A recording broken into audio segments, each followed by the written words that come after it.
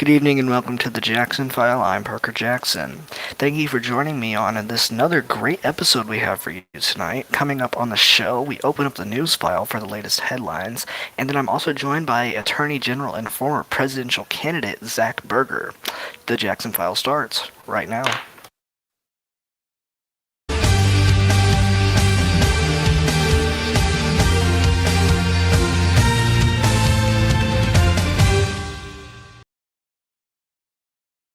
Welcome to the Jackson File. Thank you for joining us here on this show. Good evening and welcome to the Jackson File. Thank you for joining us on this show. Let's go ahead and break open the news file for our latest news headlines. We now start with breaking news out of the Middle East. The new U.S. envoy for the Middle East has said it's critically important to extend the Israeli-Hamas ceasefire. George Mitchell's first official visit to the region came a day after Israeli forces clashed with Palestinian militants in Gaza. He met Israeli PM Ehud Olmert and intends to meet Palestinian Authority leader Mahmoud Abbas, but not with Hamas leaders. Hours afterwards, a rocket was fired from Gaza into southern Israel, the first ceasefire since the first ceasefire 10 days ago. The rocket hit Esakol, a region in the western Negev of Israel, officials said. There were no injuries or damage to anything. Now turning to concerning news about the chemicals tonight. Chemicals commonly found in packaging and upholstery and carpets may be damaging to a woman's fertility, U.S. scientists say. A study published by the Journal of Human Reproduction measured levels of perfluorinated chemicals, or PFCs, in the blood of women of 1,240 women. Those with higher levels were more likely to take longer to become pregnant. UK experts said more research was needed to confirm a link. PFCs are useful in the industry because they are resistant to heat and have the ability to repel water and oil. Moving on now to some news out of the manufacturing industry. U.S. car maker Ford reported its biggest full-year loss in history, but it said it's not going to ask the government for loans. Ford said the net loss for the fourth quarter of 2008 was $5.9 billion. For the whole year, the amount lost was a record $14 billion. Unlike rivals General Motors and Chrysler, Ford has far not relied on the U.S. government for help. Car makers around the world have been hit in a drop by global demand. And finally tonight, a military judge at the Guantanamo Bay detention facility, has rejected a request by U.S. President Obama to suspend the trial of a detainee. Correspondents say this could be a setback for Mr. Obama's plans to close the facility. Abad al-Rahman and al-Nashiri, a Saudi citizen, is accused of planning the USS Cole attack in October of 2000. The White House said it's consulting the Pentagon and the Justice Department about its possible options. Judge James Pohl said the request to halt the trial to allow a review by a new administration was unpursuable, and the trial of Nashir will go ahead as he rules. That is all of the news out of the file tonight. Coming up on the show, I'm joined by Attorney General and former presidential candidate Zach Berger for an exclusive interview. The Jackson 5 will be right back.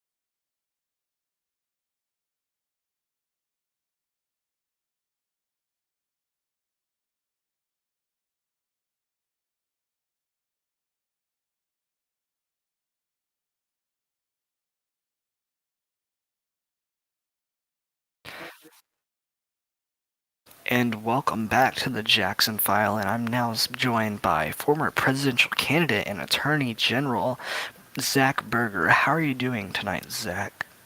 I'm good. I'm good. How are you? I am doing good, but I'm really glad to have you on the show because this is really your first sit down interview with us, and I think all around in the media, so it's really good to have you on our show, and we have a lot to talk about tonight.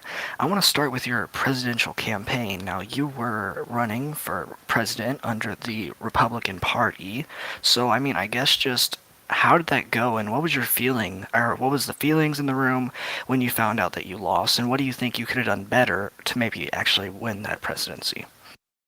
Wow, a lot to unpack there. General feelings about the campaign was an utter lack of regard and respect for some members of by some members of the Republican Party.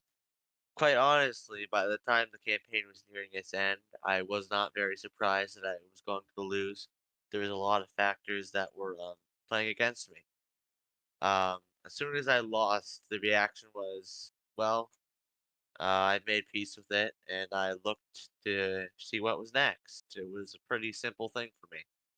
I was disappointed, but I knew that somebody else that the people trusted in was getting put place, and I had faith that they will do the work properly. What would you say went wrong? Or what? When was the turning point? I'd have to say somewhere around September-ish, it kind of just started to pan out. Um, Marcus Hanson, his campaign just sort of went dark, and it was just me and him, and like it just kind of started to dribble out. I don't know really what happened. We kept up with all our stuff, but our poll numbers dropped, and just sort of like the public just didn't want us out there anymore. Do you know why they might not have wanted you, or did this just shock you when you first were finding out this? It was a little shocking, a little frustrating, just a little confusing. I think I think it wasn't necessarily me they didn't like. It was their faith in the Republican Party as a whole that was shaken at the time. And not liking me was just a that just came with it. Yeah, now I also want to talk about the aftermath. So, when you found out that you were not going to become president, what was it going in on your head? What were you thinking? What was going on in your head when you found out that? I was thinking, wow, they really didn't like me. Uh, I gave up my seat in the House for this, and then I was like, so after a few days of resting, contemplating, I figured, you know what? It is what it is. I have to move on to other things. This is the good Lord's way of telling me I'm not destined for that role, and to go find give me another opportunity to serve my country. I made peace with it relatively fast. Looking back on that, would you have given up your seat to run for president or no? Yes, I wouldn't turn down that experience for the world because I did, even though it didn't have the result I would have hoped for. It was a fun and once in a lifetime ride for me, and I wouldn't have given that up for the world. Quite honestly, the house was fun, but I liked the new challenge of running for president, and I was happy to embrace it. Yeah, now I want to talk about the position that you're in now. Now, it came to a shock to most Republicans, and I think a shock to the entire community when you were appointed as Attorney General under President Obama's administration. So, what made you decide to go work for your opponent, who is also a Democrat, when you ran as a Republican? Well, firstly, it's because I believed I could do the job. Suffered a bit of mismanagement before, and I felt I could reform the Department of Justice and get it more active in our community. But I don't really know. That's an interesting question. Because I don't see political affiliation, especially with the Department of Justice. That's not a role. That's not a place you can really politicize, unlike many other functions. justice in our country does not see political party, and that's something that the transition team respected, and they found that quality in me. Yes, I did run as a Republican, but it did not it did not at all change the way how I would prosecute people and enforce the law of the United States. That's why I came on as Attorney General. That's why I was so pleased to be offered that position. So would you now consider yourself a Democrat or a Republican? As I Or would you be leaning I've towards stated, more of a liberal? as I've stated, I am not registered a voter for any party. I consider myself unaffiliated. My personal political views, even when I was running for the GOP, uh, I considered myself a libertarian. I libertarian conservative, and I made that very clear. And although I do not identify as a member of the Libertarian Party, I feel my views mostly align with their stances. Yeah, now I want to talk about now your plans for the Attorney General position. So, you've been appointed Attorney General. So, what are your plans going on forward at coming out of the Attorney General's office? That's an interesting question. Obviously, out of role play, there's a lot of things I can answer for that.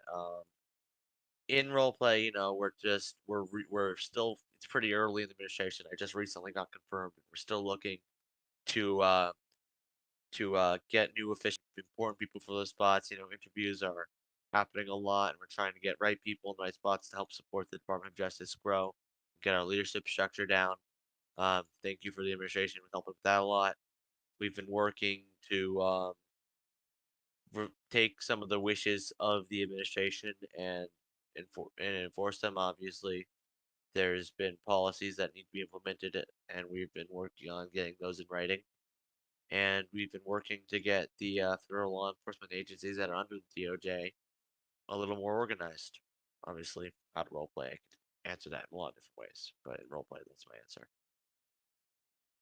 So, what policies are y'all planning on instating? Well, one specific policy that I can note um, is a once the president gives his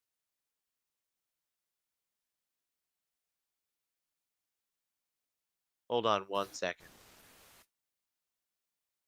Yeah, that's no problem. And I think we're just going to take a quick break and we come back. We're going to let him finish his thoughts on that, and then we're all